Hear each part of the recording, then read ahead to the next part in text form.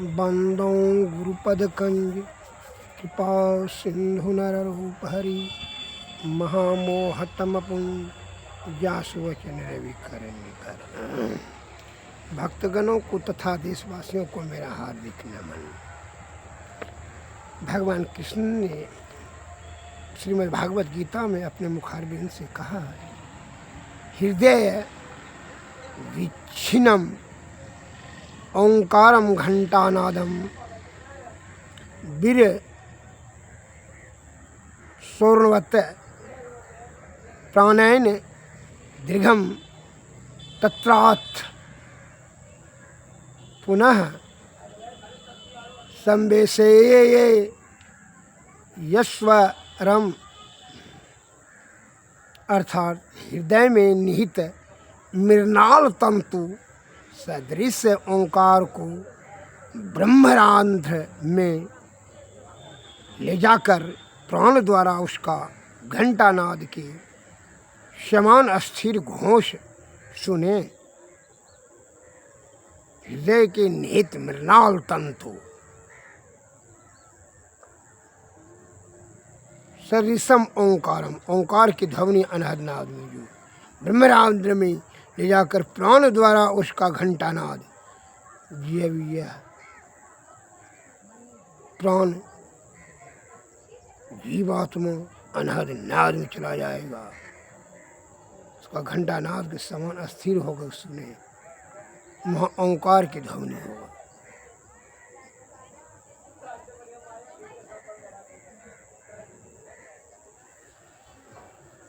पूर्ण रूपायन से शब्दों की गंभीरता को समझने के लिए फर्स्ट एबल देन डिजायर, योग्य बनो तो इच्छा करो। अध्यात्म का शब्द इतना सरल विधि से आप नहीं समझ सकें जब तक कि इस विषय में, इसके सुसंगति में, सद्गुरु के शरण में, सत्संग भजन में, शुद्धचित आत्मा पवित्र आत्मा से सतोगुण में रहेंगे, सदाचार का पालन करेंगे, तब आत्मा में जो ज्ञान उत्पन्न होगा वही ज्ञान से आप समझ सकेंगे शब्द की गंभीरता को। न किताबी ज्ञान पढ़ करके नहीं, सुन करके भी नहीं समझ सकेंगे। विश्वकर्मा महापंडित थे, अपने माताजी से वो बड़ा प्रशंसा बड़ाई कर रहा था कि माँ, मैं दुनिया में सबसे बड़ा महापंडित मैं हूँ, सब विद्या पढ़ेंगे। अगर कबीरदास जी तो मूर्ख है, जरा जीत करके आओ। तो वहाँ से बैलगाड़ी पर, उस समय था, प्राचीन समय की बात थी, रावण का बाप विश्वकर्मा वहाँ जो है लाए, बैलगाड़ी पर लाद करके शास्त्र को लेकर के आए। विश्वकर्मा रास्ते में ही कबीरदास जी से भेंट हुई। पंडित जी, विश्वकर्मा महापंडित ने पूछा, कबीरदास जी का घर किधर है, कि क्या बात है? कबीरदास जी ने पूछा, क्या बात है? लेकिन कबीरदास जी से शास्त्रार्थ करके उनको परास्त करेंगे, को घर जाइएगा। हाँ, बताइए कहाँ है? कबीरदास जी ने कहा, कबीरा के घर शिखर पर, जहाँ की अनहद गए पौन ठरे पिपीर का, पंडित लाधे बै। क्योंकि क्या बोलते हम समझ नहीं सके, क्योंकि डिक्शनरी में निकाल के देखो ना जी, क्योंकि क्या कबीरा के घर वह शिखर पर, जहाँ के अनहद गए पौन ठरे पिपीर का, पिपरी का पैर ठहरने का वहाँ जगह नहीं है। अब पंडित जी, आप बैल लाद करके, बैलगाड़ी लेकर के वहाँ पहुँच सकिएगा। अनहद नाद का अर्थ जब आप नहीं समझते तो वहाँ कैसे जा सके? नहीं समझे क्या? कोई किताब में तो सब नहीं पढ़े हैं। बहुत दिन जाइए, तपस्या कीजिए, तब समझ सकिएगा। तपस्या से जब यह विषय जब अस्थिर हो जाएगा तब। अभी तो अहंकार, काम, क्रोध, बड़ा, ये सब तो है ही है। अनहदनाथ कैसे समझिए। तब जो है पंडित जी ने कहा नहीं समझ, क्योंकि हम ही कबीरदास जी हैं, लिख लीजिए कबीरदास जी हार गए और विश्वराज जीत गए, लिख लीजिए अपने से। लिख लिया, वहाँ जाकर माँ को दिखाया, देखिए ना कबीरदास जी ने कहा लिख लीजिए, तो अपने से लिखे। तो उसमें लिखा था कबीरदास जी जीत गए, कब विश्वराज हार गए। वो आने लगा कि नहीं हमने अपने से लिखे तो कैसे गलती हो गया, क्योंकि जाते हैं उसमें फिर से लिखवा लेते हैं उसी से। क्योंकि मत जाओ, तुम अपने से लिखा था ना, हाँ, क्योंकि मत जाओ। वो ब्रह्म पर पहुँचे हुए महापुरुष हैं। जब उनका तो अर्थ ही नहीं समझा, अनहद गैल क्या है, तो कैसे वहाँ समझा। फिर और जाने के लिए बाकी कुछ रह गया है।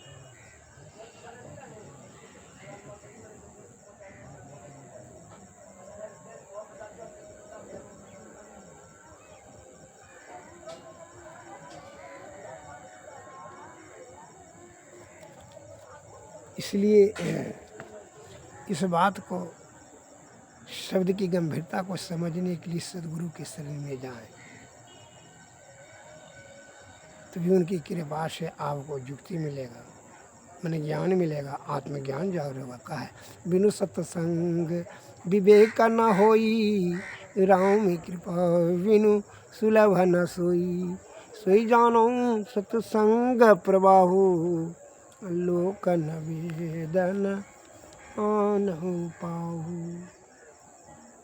दूसरा कोई उपाय नहीं। लोक और वेद में बताया है कि बिना सत्संग का विवेकशील प्राणी नहीं हो सकता है। अर्थात विवेकता आत्मा में ज्ञान प्राप्त करने हेतु आप सतोगुण में सदाचार का पालन करते हुए सदगुरु के शरण में जाएं। श्री सदगुरु महाराज की जब तक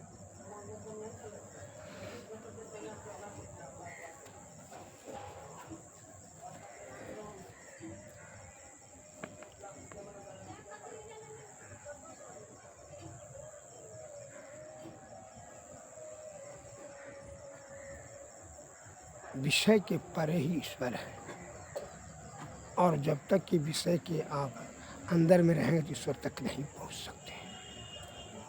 जब प्रकाश जब तक नहीं हो तब तक आप किसी भी वस्तु को ढूंढ नहीं सकते हैं। घोर अंधेरी रात में उसी प्रकार किसी वस्तु को प्राप्त करने के लिए, ढूंढने के लिए प्रकाश जरूरत है। उसी प्रकार ये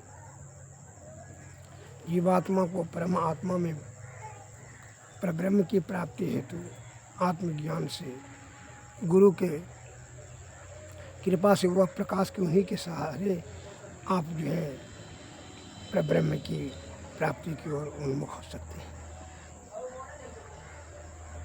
इसीलिए कहते हैं बिनु गुरु नर भव तरई न कोई, जो हरि बिरंच शंकर सम होई। बिना गुरु का कोई भी निर्भव सागर पार नहीं कर सकता है। अपना सूक्ष्म बुद्धि अगर यदि सही कार्य अर्थात सद्गुरु सतलोक परब्रह्म की प्राप्ति में लगा दे तो वही ज्ञान आपका सार्थकता सिद्ध होगा, जीवन मरण से मुक्त हो जाएंगे। लेकिन आप छलभंगुर आनंद प्राप्त करने में जो समय लगा देते हैं, इससे क्या होता है कि आपका मुफ्त में समय और आयु संपत्ति सब खर्च हो जाता है, बल बुद्धि सब नष्ट कर देते हैं और अंतिम में पछताना पड़ता है।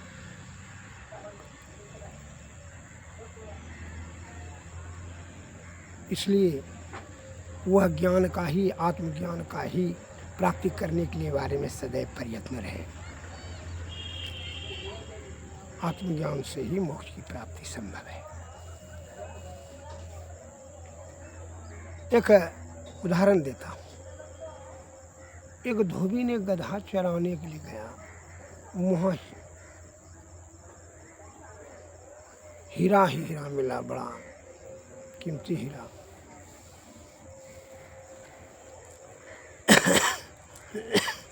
लेकिन वो धोबिया को इस बात का ज्ञान नहीं था कि यह पत्थर चमकीला पत्थर हीरा बहुत कीमती है, उसको इस बात का ज्ञान नहीं था। देखने में आकर्षण था, बहुत चमकता था, इसलिए शाम को आने के समय में गधवा के गला में एक ठो लेकर के बांध दिया। और उधर से आने का तो बाजार से जैसे आ रहा था तो एक लोभी जौहरी ने उसको देख लिया। वो एक नंबर का लोभी था। जौहरी ने कहता है कि आप इसको बेचोगे? तो धोबी ने कहता है हाँ बेच देंगे, दीजिए 1 रुपया दीजिए। कहा हम 12 ना देंगे। कहा नहीं देंगे। नहीं दिया। ये मन में अहंकार इसको हो गया कि हमरे छोड़ करके दूसरा कौन जानता है ये हीरा है, तो पत्थर समझ रहा है सब। अहंकार हो गया, ये अपने हार करके हमको देगा। उस समय 1 रुपया का महत्व तो बहुत ज़्यादा था, 1000 के बराबर।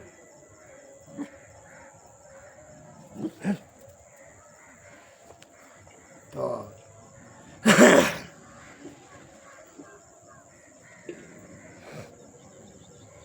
वो चला गया धोबी खदान लेकर के। संजोग की बात हुई, दूसरा जौहरी ने जैसे बाजार से निकला, दूसरा जौहरी का भी उसकी चमक से नज़र पड़ गया। कहा कि इसको बेचेगा? कहाँ 1 रुपया में। वो 5 रुपया देकर लेकर चला गया।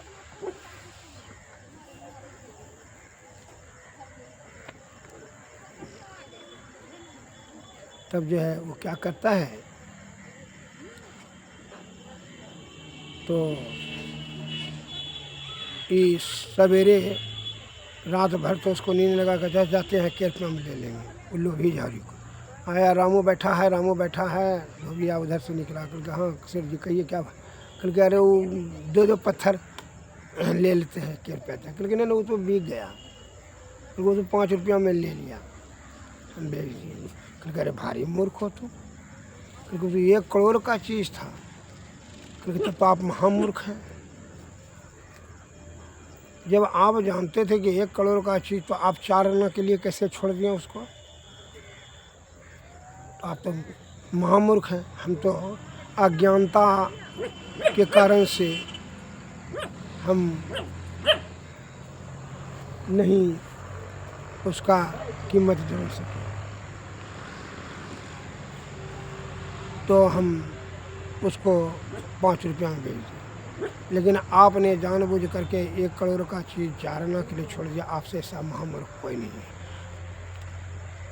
इतना कहा, वो सही में अपने आप को पछताने लगा कि सही हम महामूर्ख। उसी प्रकार आप अपने जीवन का जो हाथ मल करके लौट के चलाया, उसी प्रकार आप अपने जीवन में यह शरीर को जो प्राप्त किए हैं प्रकृति के बड़ी कृपा से, किस लिए? कि भाई जीते जी मोक्ष प्राप्ति करने में, अर्थात परब्रह्म की प्राप्ति करने। लेकिन आप विषय में आसक्त होकर करके क्षण भंगुर सुख के चक्कर में आपने महादुख रूपी दलदल में धंस जाते हो और 84 लाख जोनि में भ्रमण करने लगते हो, और नाना प्रकार का रोग शोक संताप पाप, जवानी मरना बुढ़ापा, इस सब दाय दुश्मन, इस सब को जो है ना प्रताड़ित होते रहते हो। इस प्रकार से अपना कीमती समय को और आयु को छीन कर देते हो, और अंतिम वृद्धा अवस्था में जो है रोते हो छाती पीट कर करके बेकार में समय, जिसको हम खुश करने में अपना समय लगा रहे थे तो वो तो बेकार हो गया। सब धन संपत्ति जमा किया हुआ सब बेकार हो गया। इस प्रकार कह करके छाती पीट कर करके बड़ी पश्चाताप होता है। बुढ़प्पा से जितना दुख नहीं होता उतना आपके प्रिय जो जब कठोर शब्द का प्रयोग करता है तो हृदय पर आपको आघात होता है, और तब मन में पछताते को अपना कीमती समय को इसको खुश करने में लगा दिया, और अंतिम समय में यही दुख का बड़ा महाकारण होते जा रहा है। यही सोच के चिंतन करने का फुर्सत कहाँ रहेगा। अब तो चिंतातुर होकर करके चिंता रूपी भीतर आग में जो है भीतर जल देगा, और ऊपर से बेटा बेटा ऊपर से जो है ये शरीर को जला देगा, भीतर से बात से जलाएगा, ऊपर से अग्नि से जला देगा, मैंने जलना निश्चित हो जाएगा एवं प्रकार से। अतः अगर आनंद परमानंद की प्राप्ति चाहिए तो आप सदगुरु के शरण में जा कर करके जुक्ति जाने, जुक्ति से भक्ति, भक्ति से तब मुक्ति होगा। सत्संग भजन करें, सत्संग में रहे, सदाचार का पालन करें, तभी आपका क्या होगा, तब आपका परम कल्याण होगा। अन्य तो जो है सुन करके भी आप जो है अनसुना कर दीजिएगा।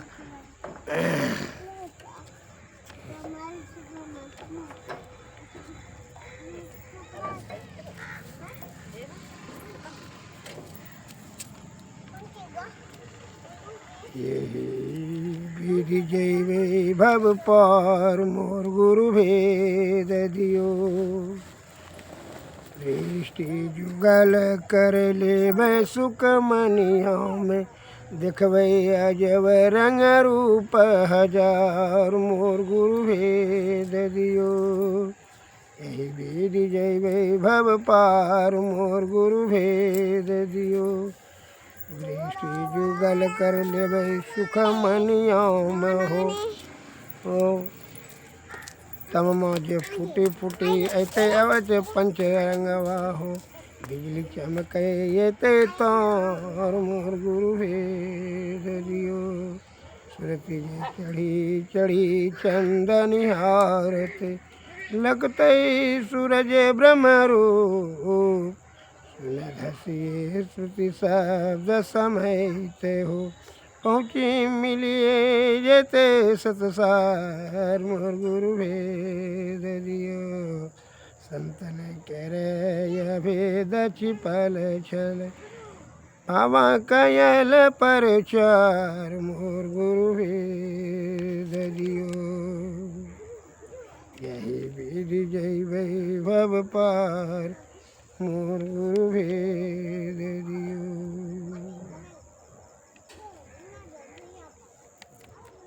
सुखमनिया में मोरी नजर लागी, सुखमनिया में मोरी नजर लागी, अगल बगल कहूँ दृष्टि न डोले, सन्मुख बिंदु पकड़ लागी, सुखमनिया में मोरी नजर लागी। ब्रह्म ज्योति खुल गई अंतर में, निसी अंधियारी हद सुभागी, देव ज्योति को सुर प्रगट भा, सूरत सार सवद लागी, सुखमनिया में मोरी नजर लागी। बाबा देवी कहे मैं ही से, ऐसे ही कर निस दिन जागी, सुखमनिया में मोरी नजर लागी, सुखमनिया में मोरी नजर लागी।